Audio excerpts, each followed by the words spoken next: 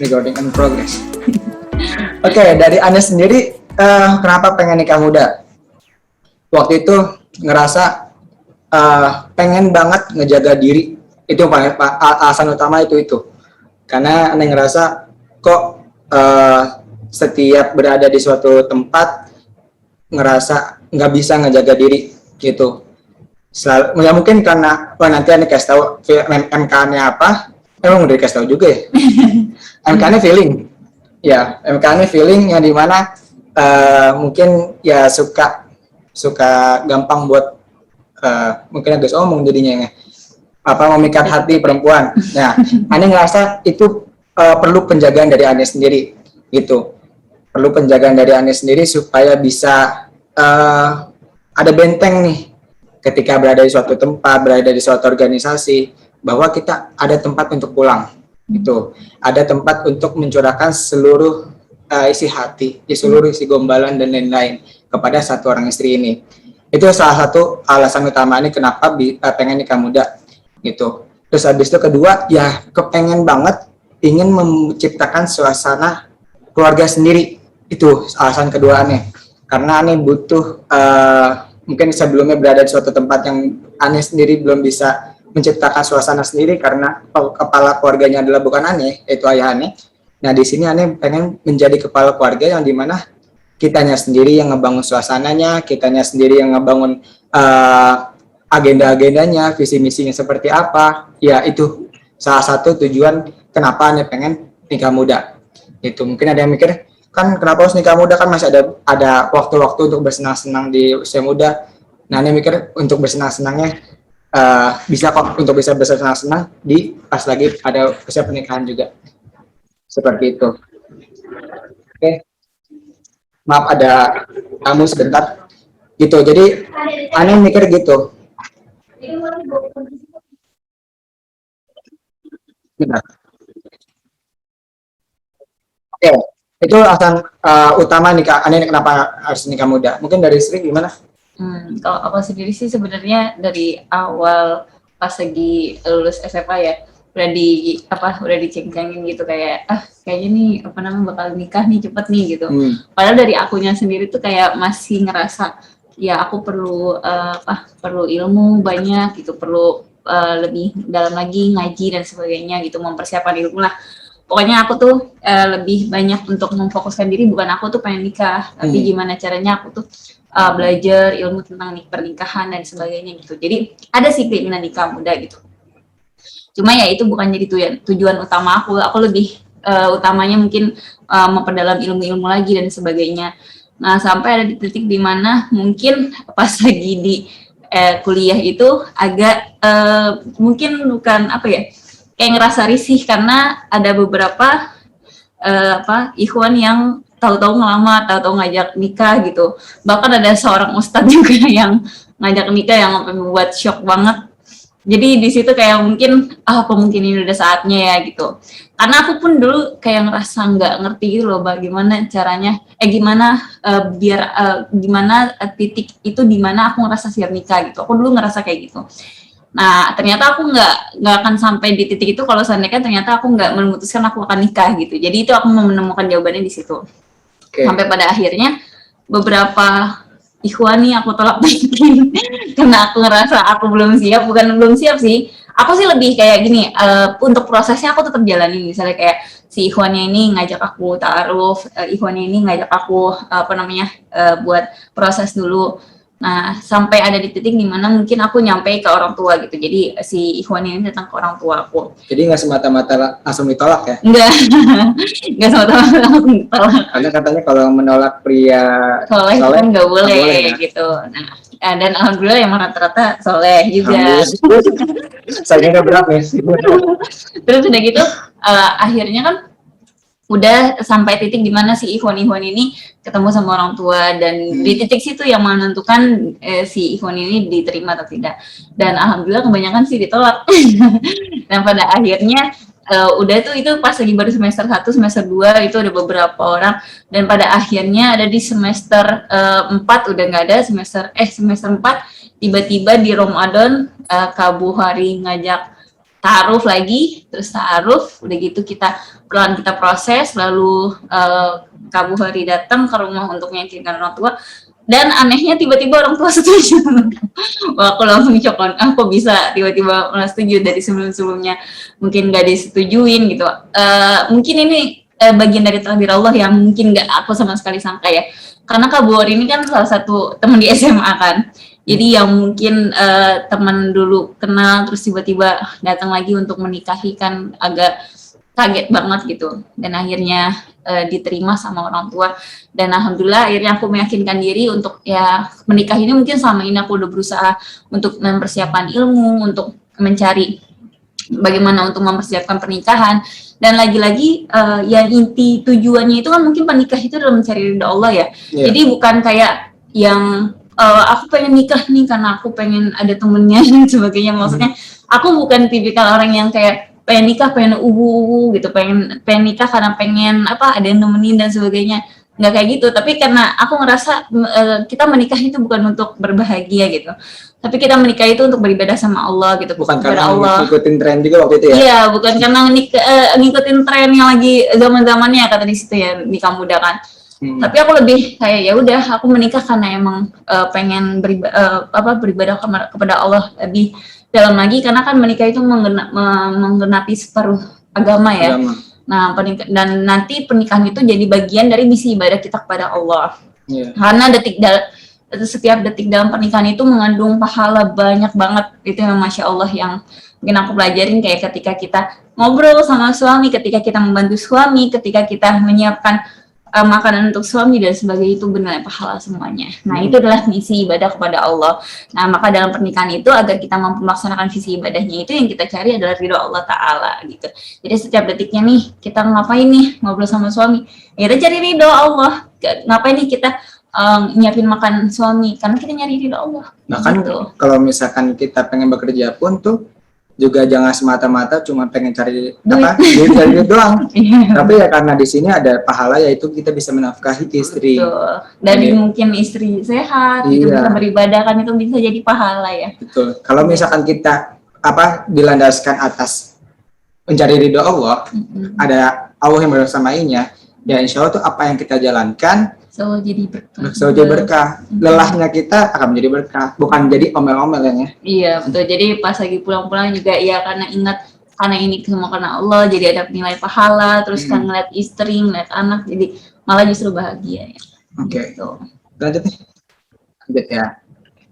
Gimana caranya?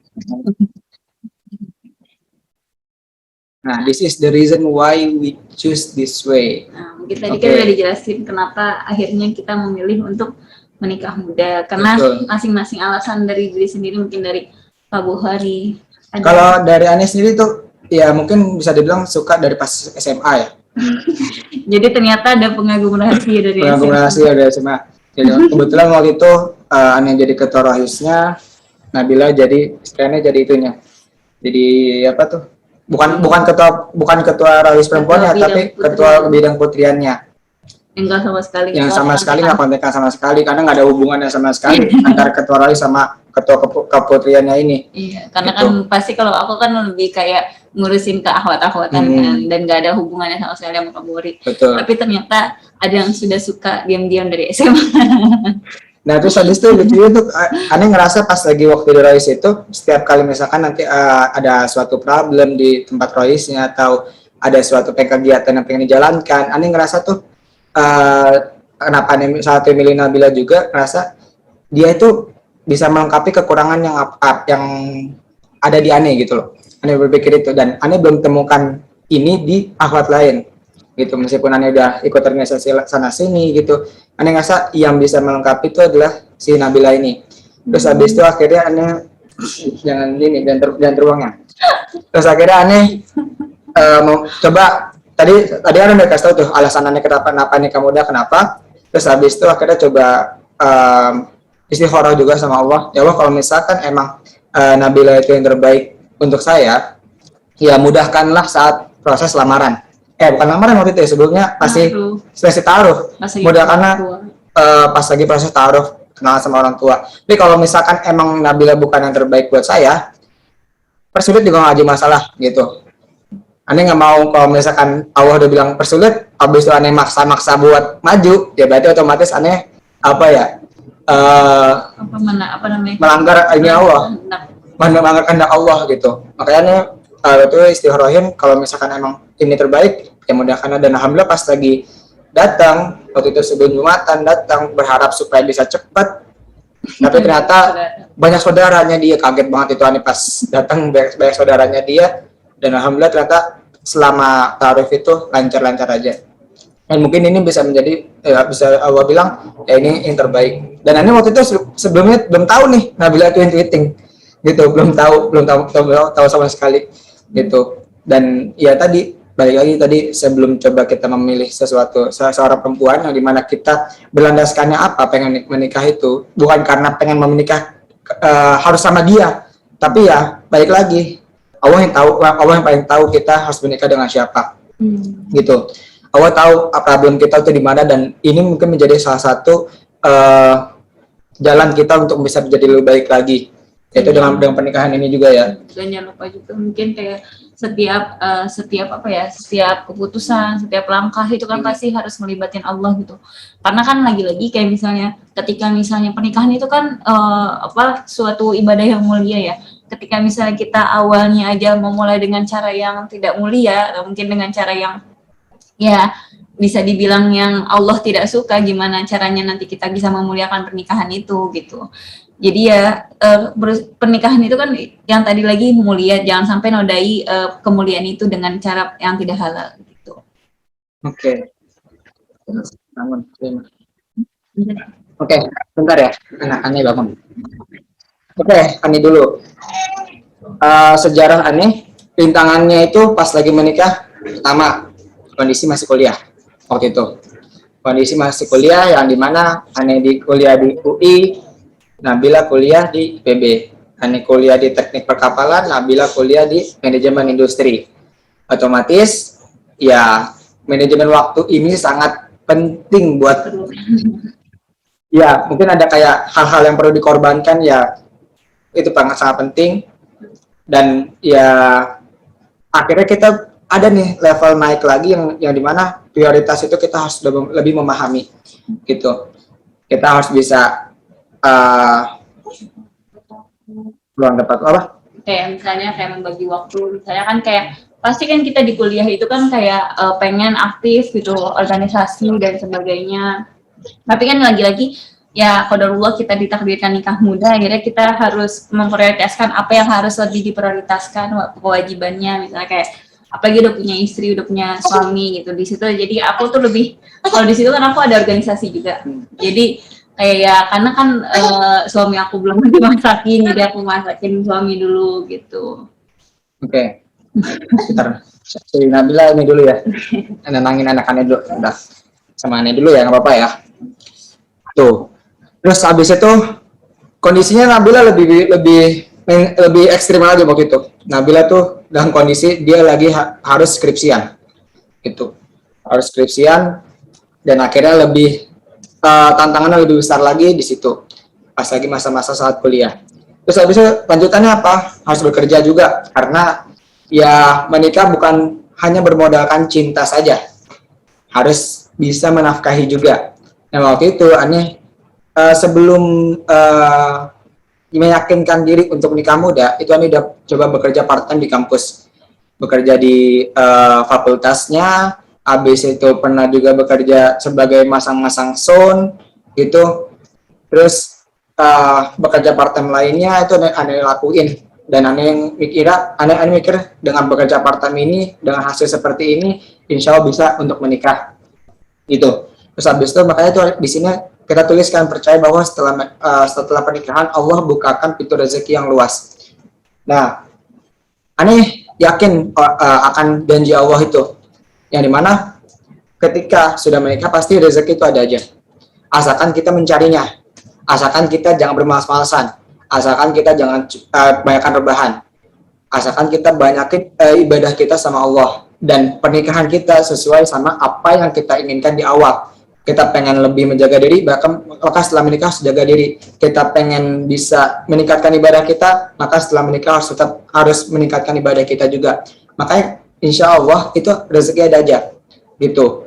Nah, asalkan otomatis ini, alhamdulillah waktu itu si Nabila juga mau untuk mencari peluang bisnis juga. Nah, kayak waktu itu Nabila apa ya bahasanya, reseller lah, jadi reseller juga. Jadi otomatis kita saling ngebantu dalam hal mencukupi keuangan rumah tangga. Bukan berarti peran suami menjadi terjatuhkan, tapi di sini peran istri yang sangat support suami itu buat mengangkat derajatnya si suami. Itu hebatnya istrinya bisa menerima Ani dalam kondisi bukan pada saat besarnya, tapi bisa dalam kondisi pada saat nol, dari nol. Oke, terus habis itu karir, mimpi punya besar, mimpi punya bisnis yang besar, sangatan. Oke, mungkin bisa Nabila jelaskan terkait karir? Jadi kayak ini kan Mana? termasuk salah satu rintangan ya, karena kayak ya mungkin tahu sendiri lah, mungkin Intuiting tuh punya mimpi yang banyak, cuma banyak yang nggak tercapai juga. Nah, jadi dulu dari pas lagi aku kuliah itu banyak banget mimpi aku, salah satunya aku pengen punya bisnis yang besar banget. Nah, salah satunya mungkin bisnis di bidang fashion yang mungkin sampai sekarang insya Allah lagi digeluti Proses. ya, dan juga lagi proses untuk membangun coffee shop ya, Mbak. Mohon doanya juga. Jadi ada beberapa karir yang mungkin menurut aku di sini kan aku sebutin saatan-saatan, akan ada saatnya gitu. Mungkin pas lagi awal-awal tuh banyak yang menilai gini, lihat deh itu si Nabila nikah muda gitu. Banyak banget mimpi yang harusnya mungkin bisa dia capai gini gitu, tapi nggak bisa dicapai karena mungkin skripsi selesai aja udah alhamdulillah kata gitu. Jadi banyak banget tuh kata-kata apa namanya teman-teman yang mungkin agak nyelekit di hati pas awal-awal menikah gitu. Terus akhirnya tapi aku coba untuk sabarin diri, terus juga banyak-banyak ibadah sama Allah, terus juga konsultasi sama murabbi dari mentor aku. Akhirnya dikasih tahu nggak selamanya nikah muda itu mengorbankan banyak mimpi, karena itu akan ada saatnya. Mungkin saatnya sekarang itu adalah mungkin timingnya aku sekarang nih sebagai istri untuk melaksanakan kewajiban aku untuk melayani suami, dan mungkin pada saat itu aku udah hamil, dan alhamdulillah Allah takdirkan langsung hamil dan langsung punya anak. Nah itu maksudnya peluang ibadah aku gitu, peluang pahala aku. Nah mungkin nanti akan ada saatnya kok setelah mungkin kamu sudah mendidik anak dan sudah melayani suami, nanti akan bisa bisnis itu kamu jalani, dan mimpi-mimpi kamu yang lain itu bisa kamu jalani. Asal itu intinya dicatat ya, kalau asal intinya dicatat, dan mungkin asal intinya nggak cuma mimpi doang, harus bangun untuk mewujudkannya kayak gitu. Jadi itu mungkin yang jadi poinnya itu ya akan ada saatnya gitu. Saatnya kapan ya kita nanti yang menentukan nanti kapan akan berjalannya dan sebagainya kayak gitu. Nah tadi ingat kembali sisi pernikahan kan, karena tujuan kita itu cari keberkahan, insya Allah tuh Allah bawa kebaikan ya dalam setiap step by stepnya gitu. Entah apapun itu, misalnya kayak tadi dalam hal karir atau dalam hal pekerjaan ya Mbak ya, atau dalam hal mencari ilmu juga, alhamdulillah takdirkan kita bismillah aku selesai skripsinya juga, yang mungkin orang-orang banyak mikir nikah muda tuh nggak mungkin lah selesai tuh skripsi, apalagi waktu itu aku lagi hamil, terus aku udah lahiran, skripsi juga belum kelar-kelar, belum jadi dosen gitu. Jadi udah banyak yang udah nggak bakalan kelar itu, tapi alhamdulillah Allah izinkan itu udah untuk selesai, dan alhamdulillah mungkin aku belum wisuda karena karena belum ngurus berkas dan sebagainya, tapi insya Allah akan wisuda tahun ini, dan alhamdulillah Kabuhari juga udah selesai ya. Selesai. Meskipun telat juga, tapi alhamdulillah akhirnya Allah izinkan selesai juga. Ibaratnya kita tetap melaksanakan kewajiban kita ya, karena kalau kita berprinsip itu, karena kan kita sebelum menikah itu kita udah kuliah ya, jadi itu mungkin adalah salah satu kewajiban kita sebagai anak untuk menyelesaikan studi kita gitu. Jadi dari tanggung jawab dari orang tua yang kita harus selesaikan gitu. Jadi nggak boleh dengan kita menikah muda itu jadi alasan untuk menunda-nunda studi kita, untuk menunda-nunda ya kayak udah punya anak, udah punya suami, repot dan sebagainya, itu nggak ada sih. Bahkan mengorbankan juga nggak boleh. Jadi ibaratnya nggak boleh jadi alasan lah ibaratnya Iya. menikah di usia muda untuk mengorbankan studi-studi kita gitu. Dan visi misi pernikahan ini biasanya tuh pas lagi masa-masa taaruf dibuat tuh, ya kan? Ya, Apa ditanyain. visinya, apa misinya. Nah, banyak kan pas udah udah setelah menikah, visi misi itu lupa.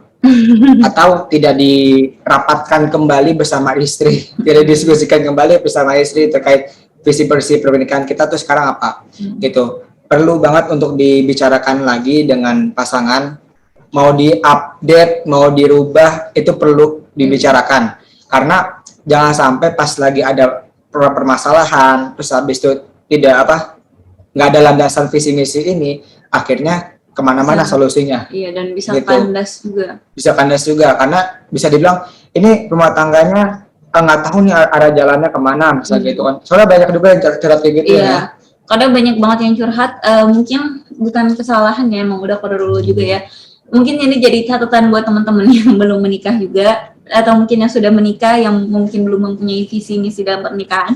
Visi misi dalam pernikahan itu penting banget karena itu adalah salah satu landasan untuk bukan untuk bertahan ya. Jadi kayak alasan untuk kita melakukan kenapa kita harus seperti ini, kenapa kita harus seperti ini. Jadi kita ibaratnya kalau bisa ada titik jenuh atau titik benar-benar berantem besar atau konflik besar, itu kita akan kembali lagi ke visi pernikahan kita.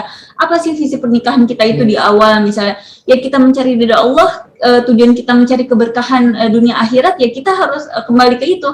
Apapun misalnya masalahnya, kita harus kembali lagi kepada ya yang punya aturan itu Allah sendiri. Misalnya masalah sebesar apapun, konflik sebesar apapun, ya ternyata Allah mengaturnya seperti ini, ya kita nggak bisa ngapa-ngapain. Jadi kita berdua misalnya mungkin mempunyai pendapat yang berbeda, misalnya mungkin aku A, Kak Bukhari B, ternyata dalam Quran itu C, ya kita harus kembali ke Quran karena visi kita itu lagi-lagi kita mencari ridha Allah untuk mencari keberkahan dunia akhirat gitu. Buatlah meskipun sesimpel mungkin, yang penting adalah ada landasannya.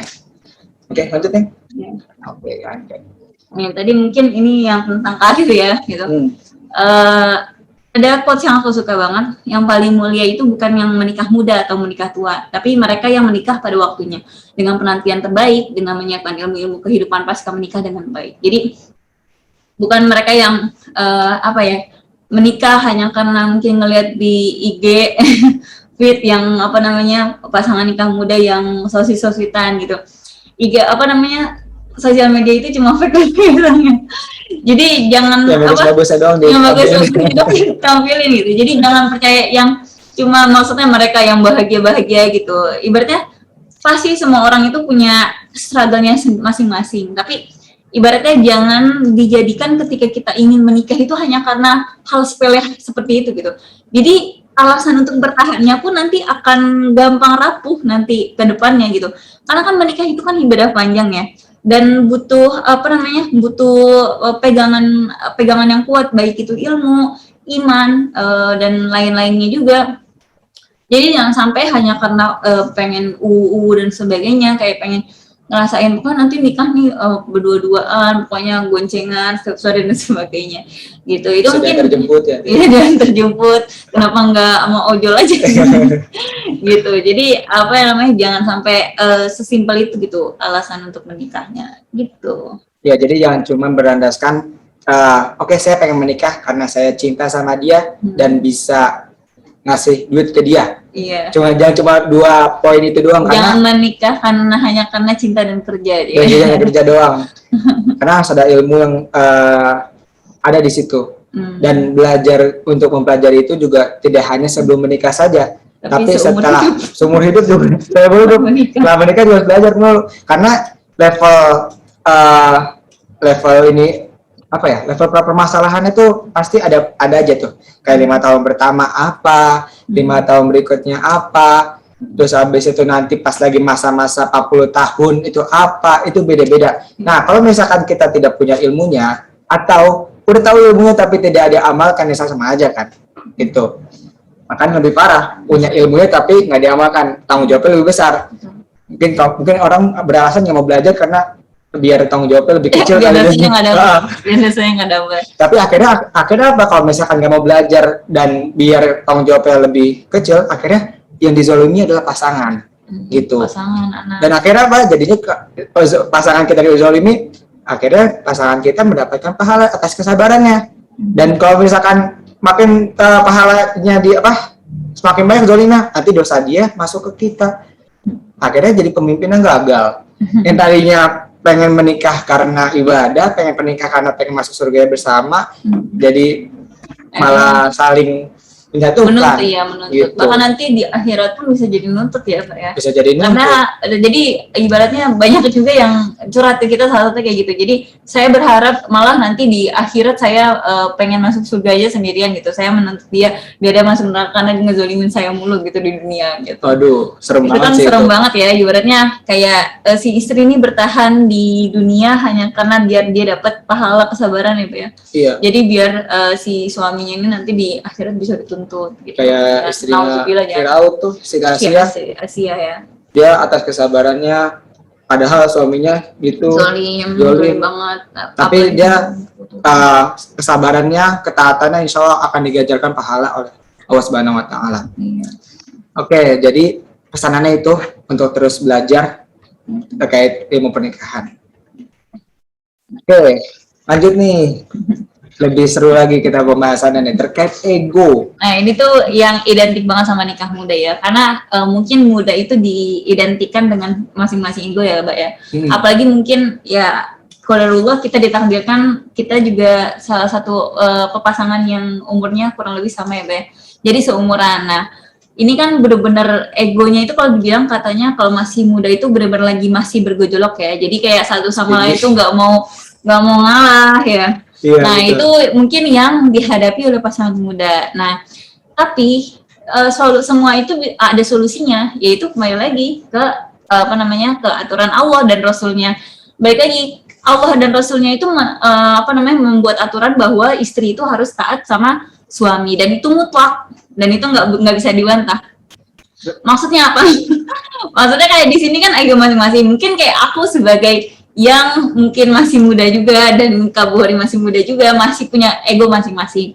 Jadi kadang ada masanya aku tuh pengen menang gitu dan mungkin ada masanya Kak Bukhari juga ingin seperti ini tapi aku nggak setuju. Nah itu kita cari jalan keluarnya dengan diskusi, ya Bu ya. Terus ya, tapi ujung-ujungnya aku harus tetap taat sama Kak Bukhari gimana pun keputusannya. Tapi salah satu poin juga nih buat suami nih, jangan sampai kita berlindung pada baju ketaatan, tapi ternyata membuat istri tidak nyaman sehingga terasa menjadi suami yang otoriter. Itu hati-hati di situ. Karena saking pengen istri itu harus taat terus, akhirnya nggak pernah ngebantu istrinya, akhirnya istri terasa dizolimi. Padahal Rasulullah aja masih ada waktu tuh buat bercanda-canda dengan Aisyah, Siti Aisyah. Masih ada waktu tuh untuk menolong Siti Aisyah untuk mencuci bajunya sendiri, ya kan? Bahkan di Arab pun juga yang belanja ke supermarket, pasar, ya suaminya, gitu. Istrinya ya menjaga anaknya, menjaga diri di rumah, saking memuliakan si istri seperti itu. Iya. Sebenarnya hakikatnya dalam Islam tuh memang seperti itu ya, Mbak, pernikahannya. Iya. Jadi bukan berarti si istri ini nggak boleh masak ya, Mbak. Maksudnya nggak boleh nyetrika, karena itu adalah salah satu bagian dari pahala yang pengen diraih sama istri. Gitu. Nah, tapi di sini yang mungkin jadi highlight adalah mungkin banyak banget yang menjadi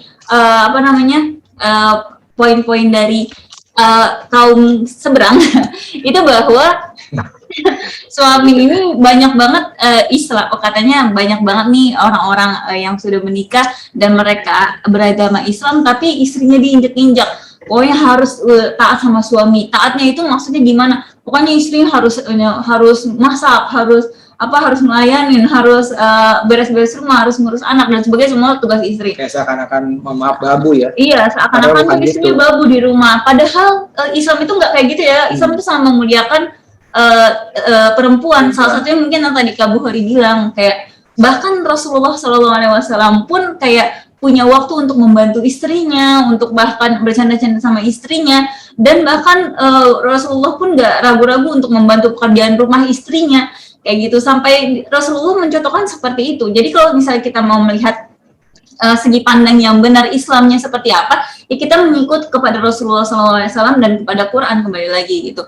Bukan kepada orang-orang terdahulu yang mungkin kita mungkin belum tahu itu benar apa enggak ya. Mungkin dari apa namanya, nenek moyang dan sebagainya, mungkin kita merasa ya suami tuh harus diem aja gitu dan sebagainya, padahal nggak seperti itu juga ya Pak ya. Iya. Tapi ini balik lagi atas ke balik lagi, mungkin itu intinya untuk mencari ridho suami, tapi nggak selamanya mungkin maksudnya kayak label ketaatan istri kepada suami itu dimanfaatkan sama suami yang tadi mungkin Kak Bukhari bilang. Oke, Gitu. jadi pesannya adalah coba untuk menurunkan ego masing-masing, entah itu suami ataupun istri. Nah, mungkin ini adalah salah satu quotes yang tadi sepintas aku bikin. Iya. Karena aku mungkin ngerasa mungkin masih banyak Artinya quotes. masih banyak artinya quotes. Masih banyak apa namanya kesabaran yang belum terbatas. Jadi aku bikin untuk menyampaikan di sesi ini. Maafkan aku yang masih belum memiliki kesabaran sangat terbatas, tapi tetaplah tuntun aku agar kita berjalan bersama senantiasa selaras. Nah, akhirnya tuh pas lagi 2020 ya, Pak ya? 2020 ya? Iya. Enggak sih kayaknya. Iya dong. Ketemunya 2019 kan sih. Habis itu ngetes kamunya 2020, nggak salah. Oh iya 2019. Iya. Nah, terus habis itu habis menikah belum tes Steven tuh. Belum tahu Steven sama sekali. Udah tahu, tapi belum ngetes kamu. Oh iya, pas lagi sebelum nikah. Sebelum menikah. Iya, sebelum nikah belum tahu. Oke. Nah, terus sebelum menikah belum tahu, terus habis itu setelah menikah tahu Steven, dan akhirnya pas dicek aneh feeling person, terus akhirnya pas mau jadi promotor tahun 2020 kalau nggak salah.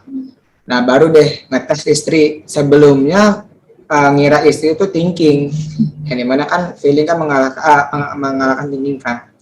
Nah, kira istri itu thinking. Nah, itu kesalahan besar aneh. Meskipun aneh nih udah sering nih setiap malam kayak diskusi bareng sama istri, habis itu udah sering diskusi bareng lah sama istri gitu, nggak cuma malam doang. Tapi karena aneh ngiranya istri itu thinking, akhirnya setiap kali ada beberapa poin-poin yang emang seharusnya itu adalah peluang, malah aneh patahkan gitu. Dan itu aneh akhirnya menyesal jadinya. Karena pas tahu dia intuiting, wah berarti otomatis setiap ide-ide dari istri itu menjadi peluang buat aneh seharusnya gitu. Bukan malah dulu aneh patahkan karena aneh ngerasa kayaknya nggak mungkin deh, kayaknya itu sulit deh gitu. Sedangkan itu adalah salah satu kelebihannya dia gitu. Jadi aneh merasa aneh minta maaf aja sama aneh. Dari kamu gimana? Ya mungkin setelah setelah kita tahu Steven ya, FYI ya, kita tuh benar-benar dua malam ya Mbak, pas lagi 3 malam, itu pas lagi 10 malam terakhir kan, karena kebetulan juga kita lagi itikaf di rumah, itu 2 malam itu kita nggak tidur, dan itu kita ngobrolin dulu tentang Steven ini, karena kita maksudnya saking Masya Allah amazing banget ya, ternyata maksudnya Allah takdirkan kita tuh bersama, dan ternyata menurut MK Steven ya, ini nilainya 1 nih, nilainya berapa? 4, nilainya 4, dan maksudnya Masya Allah sangat direkomendasikan ya menurut Steven. Jadi Masya Allah di situ amazed banget, pertama kaget, shock juga, ternyata Alhamdulillah kita ditakdirin sama Allah, ternyata MK-nya saling istri mendukung suami, dan yang itu sangat direkomendasikan menurut Steven. Terus juga ya kita cocokin lagi, mungkin Bu Hari kayak ingat lagi dulu, ternyata kamu dulu ngasih tahu aku gini-gini. Jadi banyak kata-kata Jadi kayak kita tuh wow gitu. Jadi ya bener-bener kayak kita ngegali Steven di situ ya, selama 2 malam nggak tidur, bener-bener kayak saking asiknya ngobrol. Ternyata Steven itu bener-bener relate banget sama kehidupan kita, dan ternyata alhamdulillah kayak kita semakin hari semakin kita nyari tahu tentang Steven, terus kita mempelajarin lagi ya Mbak ya. Alhamdulillah juga semakin kita terapin dalam kehidupan sehari-hari, dan alhamdulillah semakin ngerasa ya alhamdulillah harmonis, dan akhirnya setiap kali ada problem kita tahu harus apa juga, harus apa dan bagaimana menyikapinya gitu. Jadi ya nggak sesuai ego masing-masing lagi gitu. Jadi alhamdulillah kita menemukan solusinya. Ya makanya itu aneh ngerasa andai kata setahun lalu sudah mengetes lebih cepat, pasti mungkin berpikirnya pasti akan berbeda, pasti gitu kan. Makanya kalau misalkan emang mungkin teman-teman belum mengetes pasangannya atau calon pasangannya, silakan dites mumpung masih ada waktu, belum terlambat juga, seperti itu. Bentar ya, anak aneh nangis. Oke. Nah, Siang berbareng-bareng. Oke, saya selanjutnya nih. Ini saya terakhir kali. Ada beberapa lagi. Berapa lagi? Nah, jadi setelah kita tahu Steven, jadi akhirnya kita menemukan bahasa cinta kita ya. Jadi kayak mungkin dari aku nih ke Kak Buhori, karena kan ya mungkin dari dulu Kak Buhori ngeh aku seorang yang romantis tapi nggak begitu di apa-apa. Jadi aku makin paham bahwa ternyata Kak Buhori itu kebutuhannya mungkin kayak kasih sayang loh, karena dia kan mungkin seorang feeling person ya, yang sukanya disayang, yang sukanya digombalin gitu. Jadi aku tuh memanfaatkan kata-kata romantis aku untuk gombal-gombalin Kak Buhori dan sebagainya. Nah itu benar-benar alhamdulillah sih, benar-benar setelah nemu Steven tuh benar-benar aku maksimalin dengan apa yang aku punya dan apa yang bisa aku berikan kepada Kak Buhori gitu. Ini 5 bahasa cinta yang setelah kita tahu Steven, akhirnya kita terapkan dalam kehidupan sehari-hari. Pertama mungkin words, kita kasih sayang, jadi kita ucapan, jadi benar-benar bukan yang ketika sebelum nikah aja. Mungkin banyak orang pacaran yang bilang aku sayang kamu dan dan sebagainya, seperti bahasa cinta seperti itu. Jadi ya setelah nikah pun itu harus dirawatnya ya, dengan misalnya jangan sungkan-sungkan untuk bilang aku sayang kamu, kamu hebat banget dan sebagainya gitu. Kata-kata itu tuh penting banget, apalagi untuk seorang feeling person ya kan. Jadi perlu banget bahasa cinta seperti itu. Nah untuk gift ini jadi aku kadang ngerasa mungkin aku lebih kalau Kak Buhori ke words ini ya, untuk aku sih lebih timing, karena aku ngerasa dalam keluarga itu butuh waktu yang kualitas. Beberapa misalnya dalam sebulan ini kita perlu waktu yang kualitas yang seenggaknya 2 hari itu kita nggak boleh diganggu. Misalnya kayak kita pergi ke suatu tempat, misalnya kita nginap lalu kita movie maraton, atau mungkin kita jalan-jalan dan sebagainya ya. Mungkin hanya keluarga kita aja, misalnya hanya aku bertiga aja gitu, misalnya aku, Kak Buhori dan Syaima gitu. Nah tapi alhamdulillah setelah yang tahu Steven itu, kita benar-benar 5 ini kita terapin banget gitu. Tapi mungkin yang menonjol itu mungkin dari Kak Buhori words dan aku mungkin time gitu. Nah gift ini ya biasa misalnya kayak di ulang tahun pernikahan, atau mungkin sama-sama di ulang tahun kita ya. Atau sesimpel pas pulang kerja. Iya, sesimpel pas pulang kerja, kayak aku dibawain teh tadi, misalnya dibawain ini tadi teh, itu aja udah seneng banget kan. Kayak ibaratnya harga 5.000 yang bisa ngebuat bahagia untuk merawat bahagia nanti sampai itu. Terus juga perlu misalnya kayak dipeluk untuk pasangan dan sebagainya. Servis tuh kayak mungkin melayani kayak apa yang bisa dibantu, masalahnya apa yang pengen dicurhatin dan sebagainya, seperti itu. Nah ya tadi iya, bukan perbuatan cinta dan kerja saja. Menikah itu nggak hanya modal cinta dan kerja. Mungkin kan kayak banyak orang tua zaman sekarang ya, kayak kamu cinta sama dia gitu, kamu dia udah kerja belum, ya udah, kalau misalnya udah kerja udah cinta udah bungkus gitu. Jadi menikah tuh nggak hanya itu, tapi menikahlah ketika engkau siap ilmu, siap iman, karena menikah itu adalah tentang komitmen dan tanggung jawab bersama kepada Sang Maha Cinta. Nah jangan sampai juga pas sudah menikah, yang tadinya sebelumnya rajin sholat tahajud, rajin ngaji, rajin sholat, setelah menikah imannya turun langsung, gara-gara mungkin banyak masalah, karena mungkin sibuk kerja. Nah jangan sampai kayak gitu juga, karena tadi baik lagi, kan pengen nikahnya karena Allah, pengen nikahnya buat dapetin pahala, kenapa imannya harus turun gitu.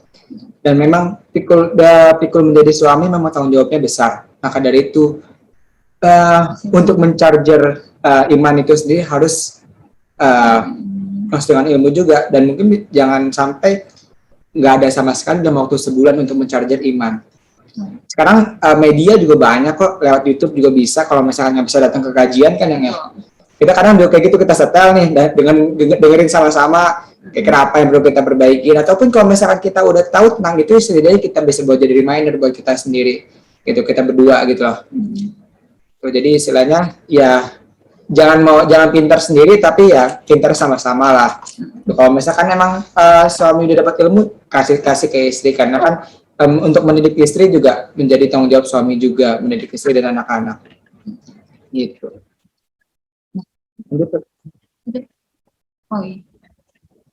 Oke, mungkin sampai sini kita materi dari Ane dan istri. Kalau misalkan ada yang mau ditanyakan, silakan. Atau ada pertanyaan? Ada yang mau kasih pertanyaan atau enggak? Mungkin satu orang kali, atau 2 orang atau 3 orang? Nah, mungkin kita kembalikan dulu kali ya ke Oh iya, kembalikan ke moderator aja. Aduh, kita melangkahi nih. Astagfirullahaladzim. Oh maaf nih moderator nih. Terima kasih Kak Bukhari sama Kak Nabila. Masya Allah ya materinya. Sama Kak. sama. Nih teman-teman, ayo yang mau bertanya, nih kesempatan emas banget buat tanya-tanya mungkin ada tips-tips gitu atau mungkin pertanyaan yang sering ngelontar tapi nggak tahu ke tempat bertanya ke siapa, mungkin nanya ke orang tua rada malu gitu kan. Ya udah mungkin bisa ditanya di sini, mungkin teman-teman bisa tulis di kolom chat.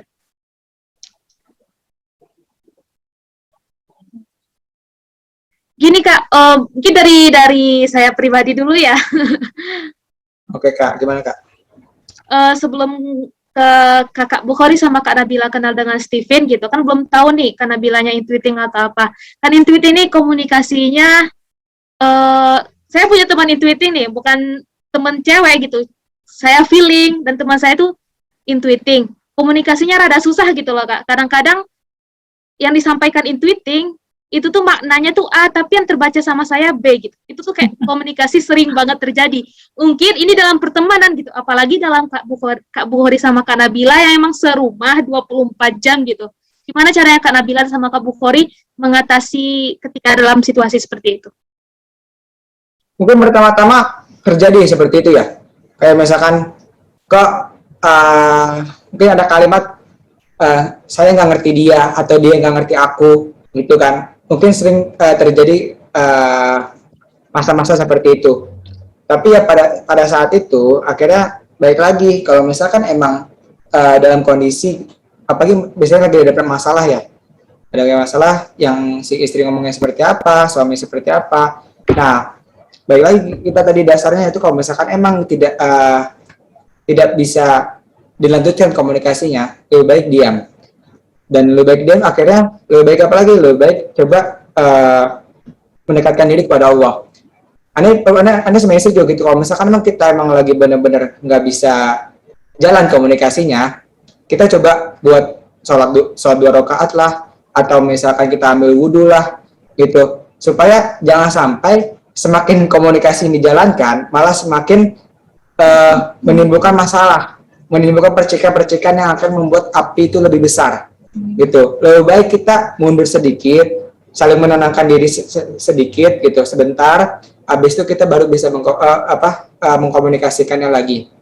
Gitu, kita pahamin satu demi satu. Mungkin kalau misalkan si intuiting bahasanya apa, nah kita bisa mengkonfirmasi, oh jadi kamu ngomong ini maksudnya tuh seperti ini gitu, atau oh kamu ngomong seperti ini kepengennya tuh seperti ini, oh kamu tuh ternyata nggak mau seperti ini gitu. Nah kalau misalkan kita sudah mengkonfirmasi kayak gitu, itu akan lebih baik dibanding kita hanya sebagai asumsi gitu.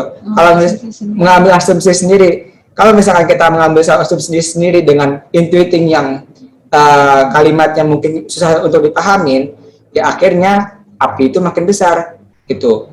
Makanya dari itu kalau misalkan udah sama-sama saling tenang gitu, kan istri kalau misalkan kita tanya udah sama-sama tenang, yang tadinya udah marah-marah gitu, ya kita tanya, kita konfirmasi betul nggak seperti ini, akan lebih enak gitu dibanding kalau misalkan masih marah kurang gitu, akhirnya ya udah pecah gitu kan itu. Soalnya tuh intuitif yang jadi kayak maksudnya ngomong ini tapi maksud ke depannya udah kesebut dulu.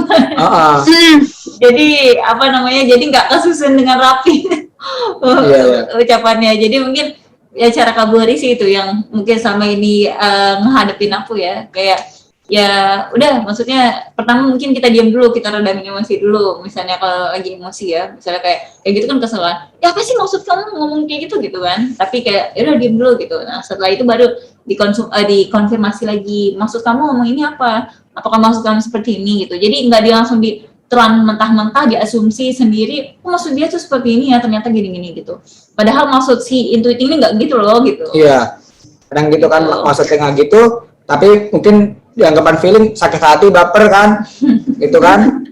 Ya kalau misalkan kita nggak konfirmasi, akhirnya baper aja terus ya, gitu. Nah, makanya itu pentingnya untuk konfirmasi kepada istri. Nah, poin penting lagi buat si suami, gimana caranya supaya bisa mengontrol emosi. Gimana kalau misalkan kita pengen istri itu bisa mengontrol emosi, berarti otomatis suami dulu bisa kontrol emosi. Kalau misalkan suami nggak bisa kontrol emosi, pasti otomatis istri nggak bisa kontrol emosi. Tergantung pemimpinnya. Seperti itu. Itu, Kak. Makasih Kak jawabannya. Masya Allah ya. Nih, ada yang bertanya nih. Assalamualaikum, izin bertanya. Kalau boleh tahu umur kakak saat menikah berapa ya? Dan satu lagi aku ingin nanya sama Kang Bukhori. Sebagai laki-laki, apa aja yang perlu dipersiapkan untuk menikah? Apakah kesiapan dalam finansial bisa dijadikan standar atau gimana? Terima kasih. Bisa dijawab, Kak? Waalaikumsalam warahmatullahi wabarakatuh. Bentar. Nama ini bukan Buchari ya, pakai Kahari, pakai K. Oke. Nah, umur aneh itu pada saat menikah pas lagi umur minimal menikah. Berapa itu kira-kira? Tahu nggak? 19. Pas Berapa? lagi berapa? 19 nggak? 19? Ya, Iya, umur 19. 19. Tapi Cepat. pas lagi dulu 19 tahun. Kalau sekarang kalau nggak salah 21 tahun harusnya. Kalau pas Sekarang lagi naik kita, ya? sekarang naik jadi 21 tahun. Nah, umur 19 tahun pada saat ulang tahun. Jadi tanggal 1 September itu ulang tahun aneh, tanggal 1 September juga itu menikah. Itu supaya tidak melewati jalur pengadilan agama. Gitu. Karena minimalnya 19. Yaitu umur aneh waktu menikah. Terus habis itu untuk laki-laki apa aja yang perlu dipersiapkan? Lagi-lagi yang perlu dipersiapkan adalah pertama ilmu terkait manajemen mengontrol emosi, manajemen terkait mengontrol prioritas, terus habis itu fikih nikah itu perlu untuk dipelajari gitu. Nah, terkait fikih nikah mungkin bisa dipelajari mungkin masih dalam teori ya, karena nanti pas prakteknya pas lagi sudah bersama pasangannya. Tapi terkait tadi emosi, terus habis itu terkait tadi prioritas, habis itu manajemen waktu, itu kalau misalkan dalam diri sendiri itu sudah oke, udah bisa menyusun prioritas lebih baik, tahu mana yang harus didahulukan, mana yang enggak, udah bisa kalau misalkan diomelin emak itu kita bisa ngontrol emosi, bukan malah-marahin balik.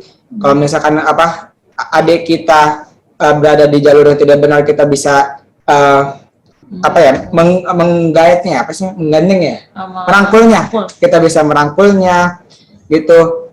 Terus habis itu terkait waktu juga. Nah, kalau misalkan kita sudah bisa lebih baik untuk mengontrol diri ya, mengontrol diri saja sudah baik, insya Allah kita kalau misalkan mengontrol orang lain akan lebih baik lagi, terutama pasangan kita. Karena bisa dibilang kalau misalkan tadi yang bilang lagi cuma bermodalkan cinta dan juga bermodalkan kerja saja, uang saja, fulus saja, cuan saja, ya nanti ujung-ujungnya nggak bisa mengontrol istri, nggak bisa mendidik istri, nggak bisa mengarahkan istri, dan akhirnya bisa dibilang suamiku gagal. Ada yang pernah ngomong cerita kayak gitu juga ya. Kan jangan sampai ya kita bisa dibilang suami gagal. Maka itu kita harus selalu upgrade diri, gimana caranya supaya bisa mengontrol diri sendiri itu udah bagus, bisa mengontrol hawa nafsu sendiri itu udah bisa, ya insya Allah akan bisa menjadi lebih baik lagi dalam nanti ketika menikah. Jadi tidak hanya finansial saja, finansial udah bisa dapetin gaji 2 juta aja tuh insya Allah tuh udah bisa untuk bisa menafkahi istri, asalkan mendapatkan istri yang bisa menerima kita dan juga bisa mendukung kita dalam hal finansial nanti ke depannya. Bukan nanti malam mendapatkan istri yang ternyata malah hanya sekedar menuntut saja. Kalau misalkan mendapatkan istri yang hanya sekedar menuntut saja, yang ada yang capek adalah suaminya saja. Sehingga dalam satu nahkoda kapal ini jadi tidak memiliki tujuan yang sama gitu. Jadinya si istri pengennya harus buru-buru kaya, si suaminya lagi ngerintis tapi tidak dibantu untuk kaya. Si suaminya lagi capek-capek ngedayung, si istri hanya menuntutnya aja. Karena yang sebaiknya adalah ketika suaminya mendayung, misalkan si istrinya beliin kopi kayak atau bantuin dayung dikit juga kayak gitu. Setidaknya ada di support dari si istrinya sendiri gitu. Jadi dalam hal finansial, kalau misalkan kita bisa sekiranya bisa menafkahi istri, insya Allah udah bisa. Karena setelah menikah tadi dibilangnya, insya Allah ada lagi rezekinya dari Allah Subhanahu Wa Taala, gitu. Ada banyak jalan menuju Roma, seperti itu. Oke. Ada lagi Semoga mungkin? terjawab. Atau udah terjawab atau belum? Semoga terjawab. Oh, semoga terjawab. Nih ada lagi Kak, banyak nih.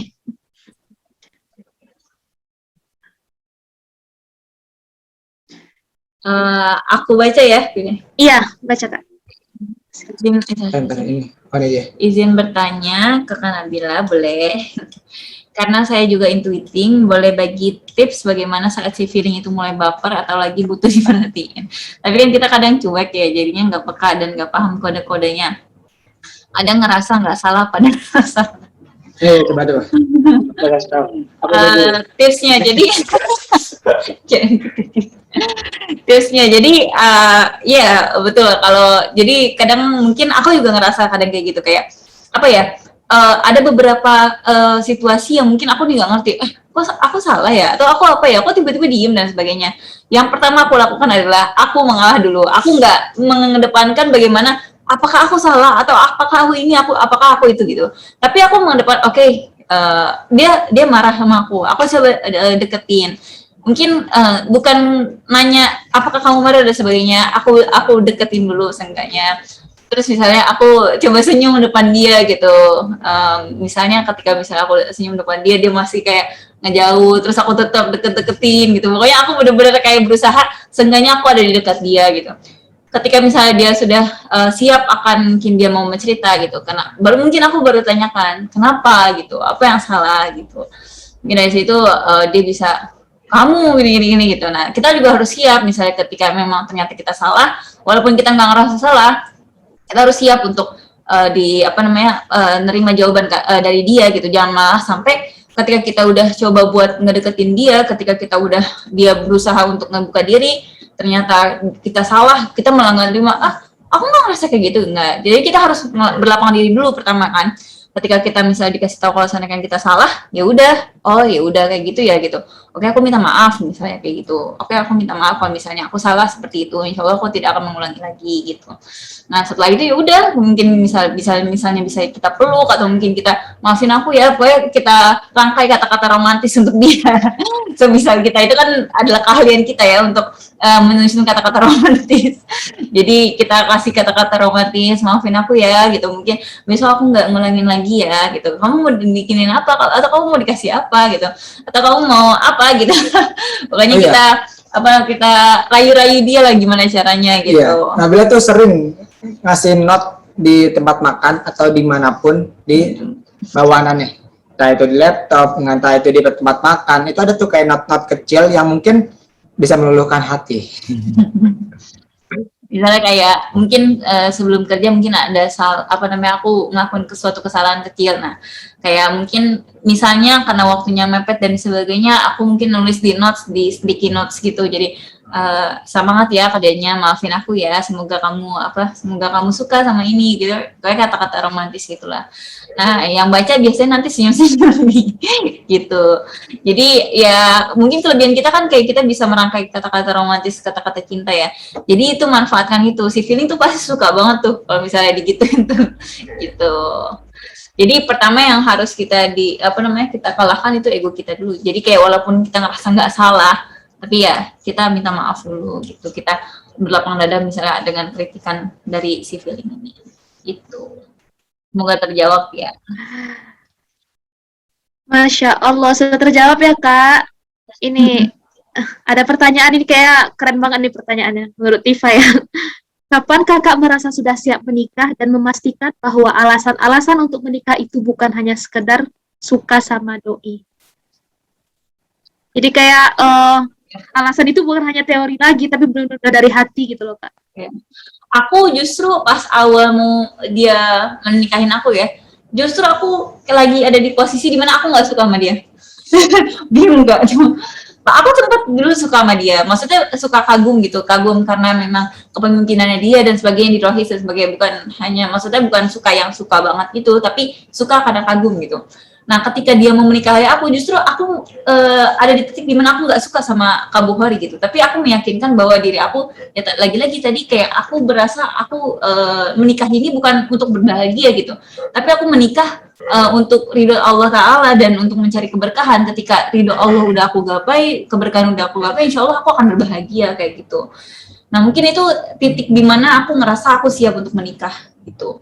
Mungkin dengan ilmu-ilmu yang selama ini mungkin aku cari juga gitu, aku lebih kayak excited kapan aku ngejalanin ilmu ini nih. Jadi selama ini aku tahu teori doang, tapi kok nggak tahu gimana cara praktekinnya. Nah, mungkin ini saatnya gitu, daripada nanti lama-lama lupa lagi nih ilmunya gitu. Kalau dari Kak Bukhari sendiri gimana? Merasa sudah siap nikah. Kalau aneh, tadi balik lagi, karena udah ngerasa sangat butuh dengan pernikahan itu, karena tadi, karena sebagai cowok juga mungkin tidak bisa menjaga salah satu ujiannya yaitu hawa nafsu, dan juga ngerasa sudah oke dari segi finansial, udah berusaha untuk mencari uang, dan ngerasa wah udah cukup nih sekiranya untuk bisa memberikan nafkah berhidup berdua selama sebulan misalkan gitu. Terus habis itu dari segi ilmu sudah dipelajari meskipun baru cuma dasarnya gitu kan. Nah terus habis itu nih menikah, oke, berdasarkan itu, dan Anda pengen nikah nggak cuman karena dia aja gitu loh. Kalau misalkan Allah ngasih yang lain juga nggak aja masalah, yang penting dasarnya aneh, kepengennya aneh itu tercapai gitu. Aneh pengen karena Allah, ya Allah yang ngasih gitu loh, yang ngasih mana yang terbaik. Waktu itu juga pas aneh izin ke keluarga besar, malah keluarga besar buat nikah gitu kan, ya pasti mereka mikirnya wah MBA nih gitu kan.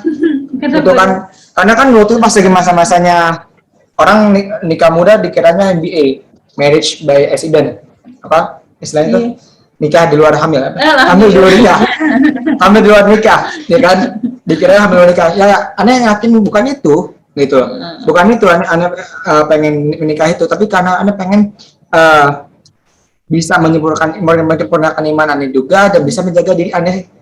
Yang paling penting itu, jangan sampai malah karena kita menunda-nunda malah kita menumpuk dosa yang lain, gitu. Karena kan Rasulullah juga ngasih tahu kalau misalkan emang kita nggak bisa jaga hawa nafsu, nggak bisa puasa setiap hari atau puasa Daud, ya nikah gitu aja. Kita sudah bisa mencari uang, ya kenapa harus takut untuk menikah? Dan jangan mikir saya harus nikah harus sama dia, gitu loh. Pas aja minta izin sama keluarga malah banyak banget ditawarin nikah sama ini, menikah sama ini. Ya aneh balikin aja ke Allah, ya Allah gimana yang terbaik gitu loh. Kalau misalkan emang sama Nabila, ya mudahin. Kalau sama yang lain nggak bukan yang terbaik, ya Allah persulit aja. Allah maha tahu, gitu loh. Seperti itu ketika siap menikah. Oke, lanjut ya. Ya, boleh lanjut Kak? Banget tangannya. Gimana hubungan chemistry MK yang satu dengan yang lain? Feeling cocoknya dengan intuiting, kalau yang lain gimana Kak? Nah, ini teman-teman, kalau bagi teman-teman yang pengen tahu tentang ini, itu tuh ikut di WSL 1 sama WSL 2, nanti ikut juga tematik couple, tapi tematik couple khusus yang udah menikah sih. Jadi kalau teman-teman pantengin terus Instagram Stephen Family, nanti kalau ada info, ada WSL, workshop Stephen level 1 dan level 2, teman-teman ikut, teman-teman ketemu nih jawabannya apa. Ini pertanyaan terakhir ada tuh. Waduh, lagi. Nih, bagaimana cara meyakinkan calon mertua? Tahu MK-nya? Kamu juga itu nggak tahu. Nggak tahu gitu. Waktu itu nggak tahu MK-nya. Waktu itu, ya pertama tadi kita kembalikan dulu ke Allah.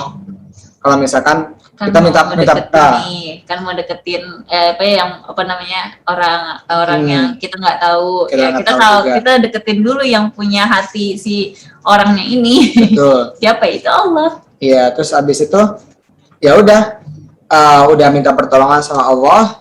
Terus kalau waktu itu Ani datang dalam kondisi sendiri, belum membawa orang tua, karena kalau misalkan bawa orang tua bilang sama Ani kalau misalkan bawanya sekarang, nanti malah kalau misalkan tiba-tiba ditolak, nanti yang malu adalah orang tua.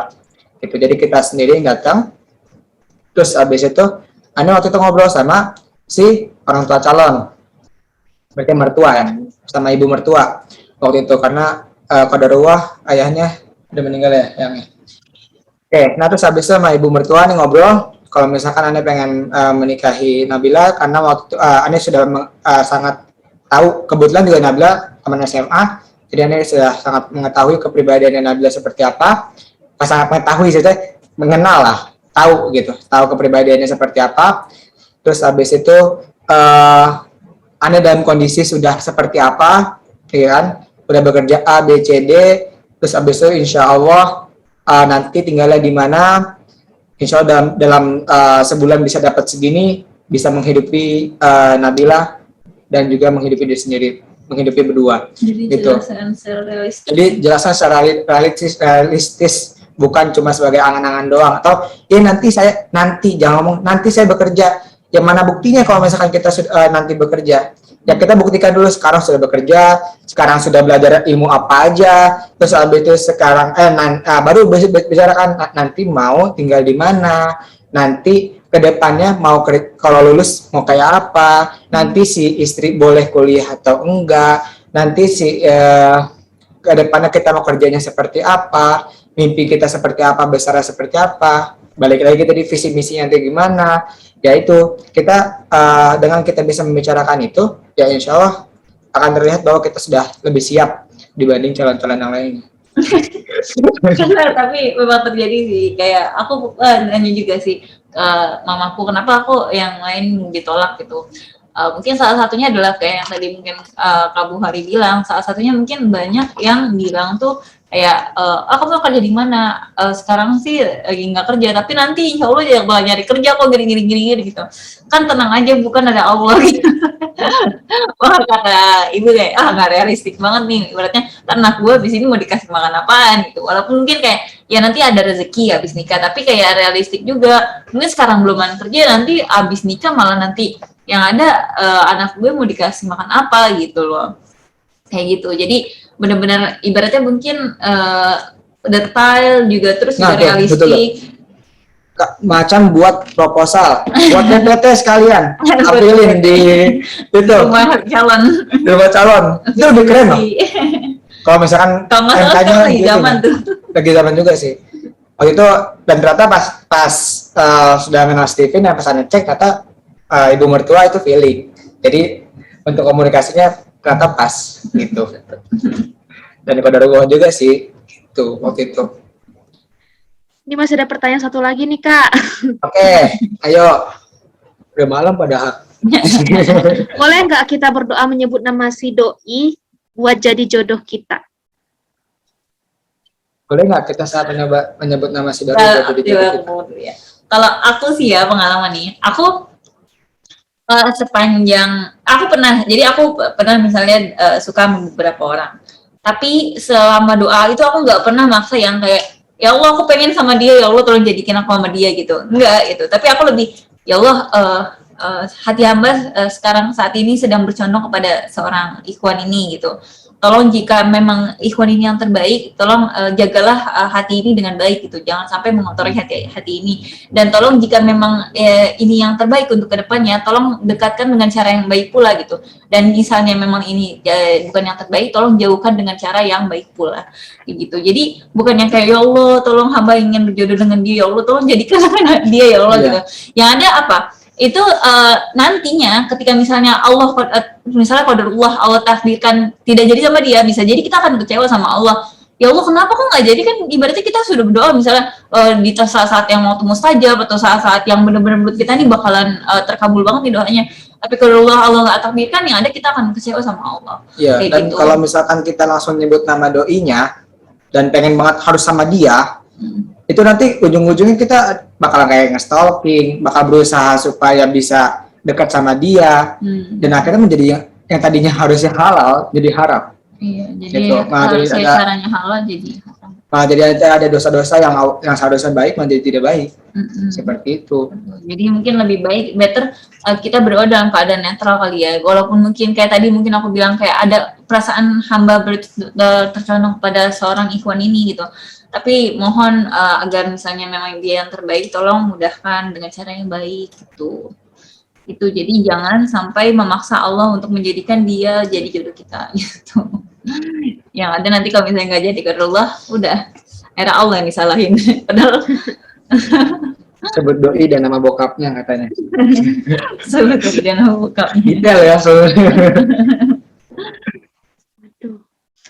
Jadi intinya kalau masalah berdoa, kita nggak, dalam agama itu nggak ada dilarang sama doa untuk siapapun kita diizinkan untuk berdoa, bahkan kita memang dianjurkan untuk berdoa tanpa pengetahuan orang tersebut. Tapi balik lagi seperti yang kata Kak Nabila, harus terima dengan konsekuensi Allah gitu, karena Allah lebih tahu apa yang terbaik. Allah itu adalah perancang skenario terbaik dalam kehidupan kita. Benar kan Kakak Nabila? Betul. Kalau misalnya kita mendoakan untuk kebaikan misalnya yang kita suka, mungkin itu nggak apa-apa, karena kan mungkin dalam hadis juga ketika kita mendoakan saudara muslim kita dan tidak diketahui oleh saudara muslim kita, bahkan kita akan didoakan lagi oleh malaikat. Tapi ya jangan sampai kayak doa kita itu hanya karena seorang hamba itu gitu. Jadi jangan sampai ya menodai dari hakikat doa sendiri gitu. Jadi gitu.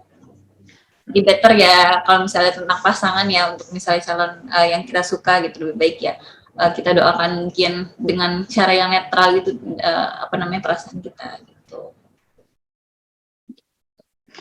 Karena ini mudah menunjukkan pukul 9.17.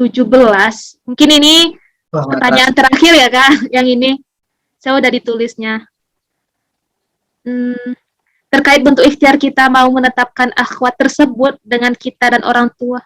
Dan orang tua saya pribadi menyarankan untuk tahan dulu menikahi si akhwat yang kita dambakan, dan sempat khawatir akhwatnya diambil orang. Itu kiat-kiat sebaiknya dilakukan apa Kak? Takut kecolong start Kak ceritanya. Di mana itu pertanyaannya, Mbak? Jadi dia tuh udah pengen dinikahin si akhwat, tapi orang tuanya bilang tahan dulu gitu. Cuma yang cowoknya, yang ikhwan ini khawatir gitu, nanti kecolong start sama yang lain. Orang tuanya disuruh nahan. Jadi enggak, Iya. Ikhwan ini kan mau nikah sama si akhwat ini, nah tapi si orang tua dari Ikhwan ya, orang tua Ikhwan, orang tua Ikhwan ini bilang jangan dulu gitu, tahan dulu aja. Nah tapi si Ikhwan ini ketakutan, takut si akhwat ini udah diambil sama yang lain. Oh gitu. Kalau nggak bisa ngeyakinin orang tua sendiri, gimana pengen yakinin mertua? Singkat padatnya juga ya. Ya harus yakinin orang tua sendiri dulu lah. Sebenarnya sih gini ya, mungkin kalau aku mikir ya, kayak mungkin ada alasan kenapa orang tua ini belum yakin, kenapa kok maksudnya masih nahan kita, kenapa kok maksudnya belum diizinin nih, kenapa nih gitu. Nah mungkin yang harus jadi PR adalah cari tahu nih kenapa orang tua belum ngizinin gitu. Mungkin ada alasan-alasan yang memang ya itu tuh krusial gitu loh bagi si orang tua, kenapa si anak ini belum menikah, maksudnya jangan belum menikah gitu. Jadi mungkin selesaikan dulu nih permasalahan kenapa kok belum diizinkan menikah sama si bapak, sama orang tua gitu. Ya bisa jadi mungkin karena orang tua nggak tahu ternyata kita tuh udah kerja sana sini, misalkan. Atau mungkin orang tua merasa takut kalau misalkan kita nanti malah cintanya hilang ke orang tua kita. Saya gitu, atau yang lainnya kita harus perlu tahu nih kenapa orang tua kita belum mengizinkan. Jadi nggak sepenuhnya orang tua tuh mungkin kayak ngelarang menikah nih salah gitu, enggak, mungkin kita cari tahu dulu perlahan kenapa kok orang tua masih belum izinin gitu.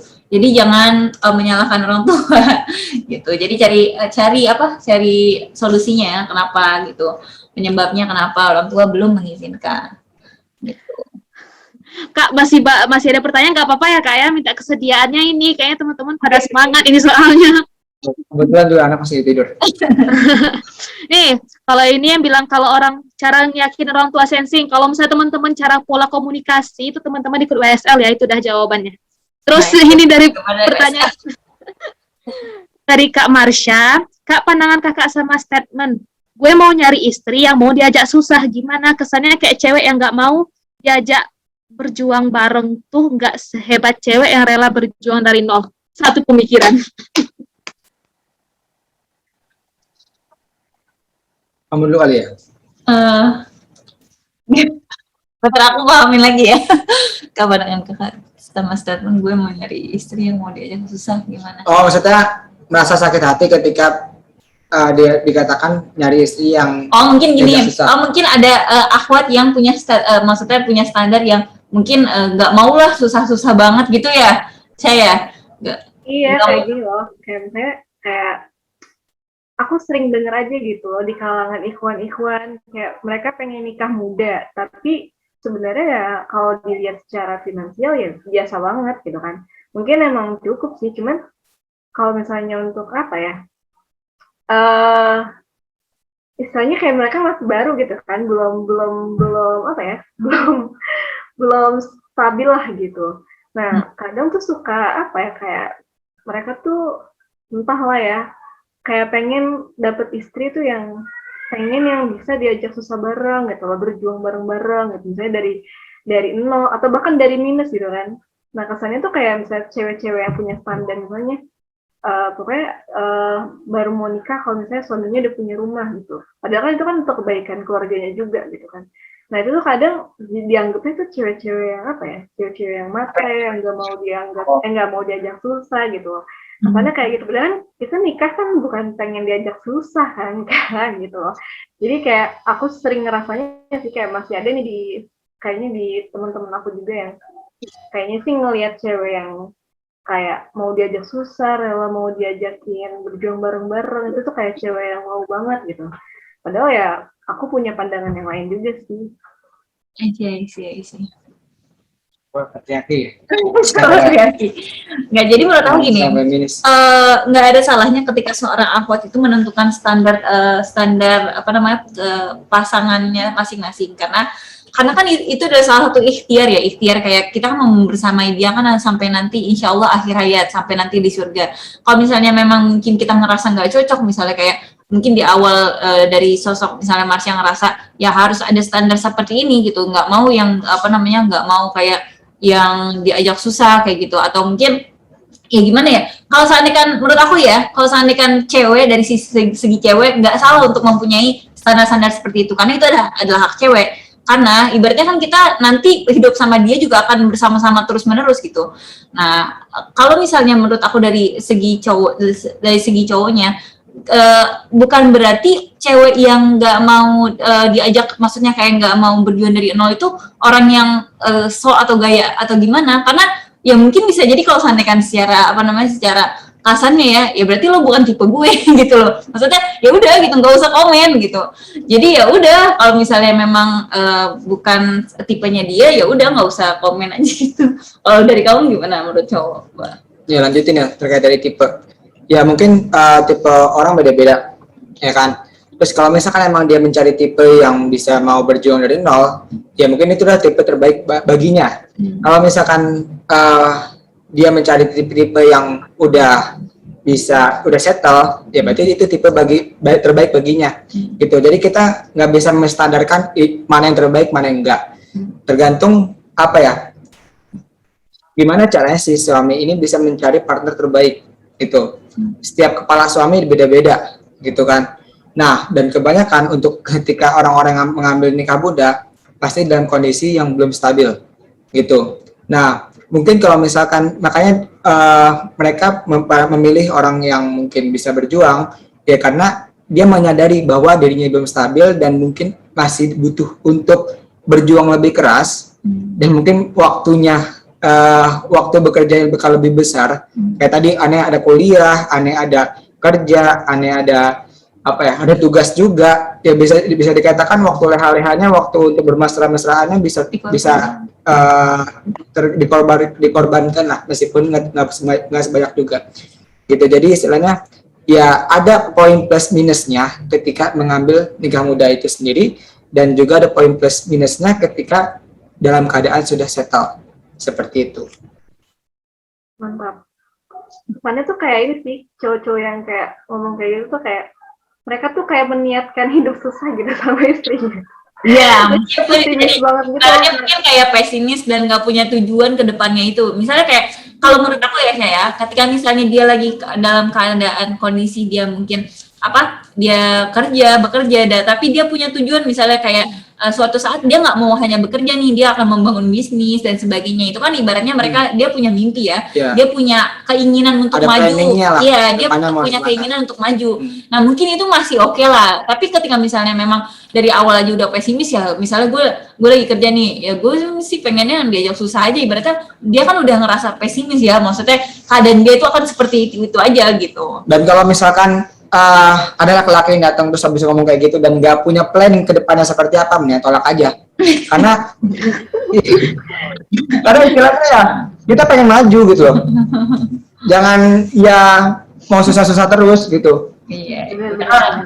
tujuan nikah muda ya karena kita otaknya masih fresh, semangatnya masih jiwa muda, ya otomatis harus bisa 2 kali lipat lah hasilnya seperti itu. Mantap. Makasih banyak. Ini ada yang raise. Ada yang raise hand ini. Sorry ya Kak, nggak kelihatan dari tadi. Ada Kak Ananda Hayundaka. Boleh langsung diutarakan pertanyaannya. Ya, bismillahirrahmanirrahim. Assalamualaikum warahmatullahi wabarakatuh. Jadi ini mungkin ada beberapa pertanyaan, mungkin 2 nih ya. Jadi yang pertama itu bagaimana yang kita tahu semakin bergantinya zaman semakin berganti pula namanya keinginan atau kemauan seorang itu dalam mencari istri lah ya. Misalnya kalau misalnya zaman dulu yang penting dia mau sama saya, ya udahlah oke lah gitu, nggak apa-apa. Tapi sekarang kan semakin bertambahnya zaman, orang-orang itu semakin banyak yang maunya gitu loh. Contohnya yang beberapa bulan ini kan ada kasus video di mana ketika seorang cewek itu diwawancarai kan mengenai kesiapan seorang laki-laki itu budgetnya butuh berapa loh gitu. Ada yang katanya 10 juta, harus artinya 20 juta dengan dalih bahwa kehidupan ini harus realistis loh gitu kan, bahwa banyak yang harus dihidupin segala macam gitu kan. Nah, berkaitan dengan pertanyaannya si Marsha tadi itu ya memang ada ada korelasinya lah bahwasanya memang kita tidak bisa menafikan bahwasanya finansial itu penting banget gitu loh. Tapi setidaknya mulai dari finansial tersebut gitu kan, ada yang menitik beratkan bahwasanya ya itu harus lebih banget gitu loh, mulai dari misalnya dari kebutuhan hidup sehari-harinya, kemudian juga harus nafkah dari ceweknya pula gitu kan. Jadi seakan-akan kayak sekarang ini karena zaman selalu berubah-ubah gitu kan, kemudian juga kebutuhan juga semakin meningkat, jadi itu jadi semakin menaikkan standar hidupnya gitu loh. Nah, jadi kayak wah, jangan-jangan sekarang cewek-cewek zaman sekarang lebih mentingin duitnya banyak nih itu kan, karena dengan dalih, wah kita kan harus realistis gitu kan, kebutuhan kita kan semakin banyak juga segala macam bla bla bla bla gitu loh. Nah, ini kira-kira gimana nih tanggapannya? Itu yang pertama. Kalau yang kedua, ini ada kasus sebenarnya dari pengalaman hidup dan juga dari teman-teman saya juga. Jadi namanya seorang itu mempunyai mimpi, mempunyai harapan untuk mendapatkan pasangan sesuai dengan keinginannya gitu kan. Pasti setiap orang punya kriterianya masing-masing gitu loh. Nah, tapi bagaimana ada orang yang dia itu mempunyai kriterianya, misalnya harus yang cantik atau harus yang tampan, harus yang bisa bersolek, bisa badan kekar segala macam gitu kan. Tapi di satu sisi dia sendiri justru tidak meningkatkan misalnya meningkatkan potensinya, kemudian juga dia tidak mengembangkan apa-apalah. Kemudian ketika misalnya orang itu ditanya, kok kamu nggak kayak gini, kok kamu nggak kayak gitu, dia hanya menjawab, ya inilah saya gitu loh, inilah saya dengan kurangan saya, kalau mau sama saya ya ayo, kalau enggak ya udah gitu. Nah, jadi seakan-akan ya membenarkan ya inilah kurangan saya gitu kan. Jadi sekarang kayak saya tuh greget gitu dengan orang-orang yang ketika misalnya berusaha untuk saling berkembang bersama gitu, saling diajak kebaikan gitu kan, kemudian nggak menolaknya dengan dalih ya inilah saya gitu loh, saya ini bawaan dari lahir itu kayak gini gitu kan, terus kalau misalnya mau berubah juga saya nggak bakal bisa gitu. Nah, kira-kira gimana tuh tanggapannya? Terima kasih Kak. Oke, pertanyaan menarik nih dari Kak Ananda. Oke, ini Kak, tadi itu ada yang bilang video TikTok, ini juga pernah nonton sih itu. Nah, jawab yang kedua dulu kali ya, pengen yang sempurna tapi dia nggak memperbaiki diri, ya kan? Nah, itu berarti otomatis orangnya belum siap untuk menikah, bisa dibilang. Karena dia pengen menikahi seseorang tapi belum upgrade dirinya, ya nanti pas sudah menikah, malah nanti yang ada keluarganya bakal kandas. Bakal banyak masalah-masalah yang akhirnya nggak berujung pada solusi. Nah, Ani juga bisa dibilang waktu pas lagi kuliah, ya ini kan feeling ya. Kelemahannya salah satunya adalah malas. Ya bisa dibilang, aduh abis kuliah harus kerja part time, abis kuliah harus belajar, abis kuliah harus gali ilmu tentang pernikahan, harus baca-baca buku. Ya itu kalau misalkan Ani ngerasa Ani butuh untuk menikah, otomatis Anda harus melengkapi dong syarat-syaratnya dong. Anda harus kayak ada surat izinnya, kita harus lengkapin. Jangan mau enaknya doang nanti dan si pasangan harus kita nerima kita apa adanya, nggak gitu juga. Jadi kita harus tetap upgrade diri gitu. Nah, Karena aku pun maksudnya dari aku pun ya pernah dengar dari seorang ulama yang menikahlah dengan sekufu. Maksud sekufu di sini apa? Bukan hanya, maksudnya gini, ketika kita nih pengen calon misalnya nih hafiz Quran 30 juz. Nah, tapi kita sendiri aja misalnya nggak punya hafalan. Ketika bacanya juga bacaannya juga belum benar. bacaannya aja masih bata kok aja nggak bisa bedain. Ketika misalnya diajak tahajud 3 jam belum kelar yang ada dia gempar kan, bisa jadi besoknya minta langsung cerai. Nah kayak gitu. Maksudnya menikahlah dengan sekufu itu, misalnya kita berharap dengan menikah dengan seseorang yang alim misalnya 30 juz, ya kita mempersiapkan diri kita apakah kita sudah pantas untuk menjadi pendamping ini si hafiz 30 juz ini, atau kalau misalnya kita pengen menikah dengan seorang yang kaya, apakah kita sudah bisa misalnya nggak malu-maluin ketika kita naik Mercy, atau misalnya kita bisa nggak buka pintu apa dan sebagainya. Maksudnya sekecil itu tuh maksudnya itulah menikah dengan sekufu gitu. Jangan sampai kayak kejomplang banget kita berharap nih nikah sama perempuan yang cantik, yang hafizah, yang misalnya dia punya ilmu agama benar-benar super banget. Jangan sampai ketika misalnya kita menjadi kepala rumah tangga ya, Mbak ya, malah justru si istrinya mengarahkan. Padahal kan hakikatnya yang arijalu qawwamun 'alan nisa ya, Mbak ya. Iya.